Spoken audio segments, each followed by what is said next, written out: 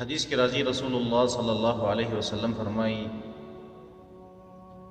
عرض علی اول ثلاثة يدخلون الجنة واول ثلاثة يدخلون النار.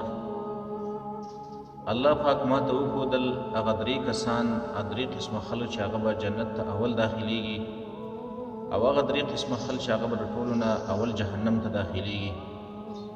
فاما اول ثلاثة يدخلون الجنة، هر چې هغه درې کسان دي او درې قسمه خلک دي چې هغه به جنت ته اول داخلیږي، نو یو پای کې فالشهید، هغه انسان دی چې هغه شهید شي د الله په لاره کې.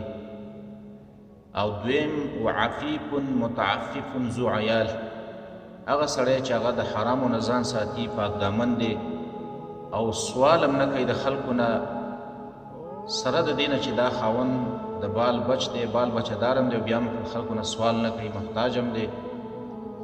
او دریم هغه سړی چې هغه به جنت ته اول داخلیږي وعبد ادى حق الله ونصح لسيده، هغه غلام چې هغه د الله حق هم ادا کوي، دین هم کوي، منځونه هم کوي، روجې هم نیسي او د خپل مالک حق هم ادا کوي، د هغه خیرخواهي هم کوي.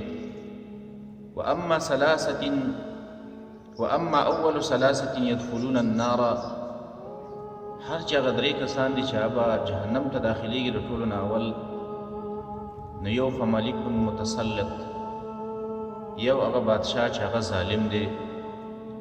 دویم وذو ثورة من مال یا یؤدي حق الله، هغه مالدار سړی چې هغه الله مال ورکړی دی او دا پکې د الله حق نه ادا کوي، زکات نه ورکوي.